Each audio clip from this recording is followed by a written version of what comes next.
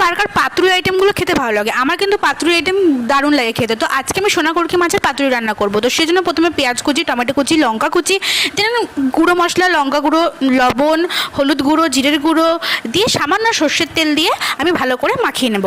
আর তার সাথে আমি একটুখানি নারকেল কোড়া অ্যাড করেছিলাম। তো তোমাদের কাছে যদি নারকেল কোড়া অপশন না থাকে তাহলে তোমরা স্কিপ করতেও পারো। তো এবার ভালো করে আমি মাখিয়ে নিচ্ছি। মাখাতে মাখাতে কিন্তু দারুণ একটা সেন্ট বেরিয়েছে। তো আমি এখন কলা পাতাকে সেঁকে নিচ্ছি। তো আমাদের পাশের বাড়ি থেকে কলা পাতা কেটে আমাদেরকে দিয়েছিল। কলা পাতাকে সেঁকে নিলে তাহলে আমাদের একটুখানি পাতাটা নরম হয়ে যাবে এবং তারপরে আমরা ওটাকে ভালো করে মুড়ে রান্না করতে পারবো। তো এখন আমি কলা পাতার মধ্যে একটু সর্ষের তেল গ্রাশ করে নিয়ে তার উপরে আমি মাছটাকে ছড়িয়ে দিয়েছি।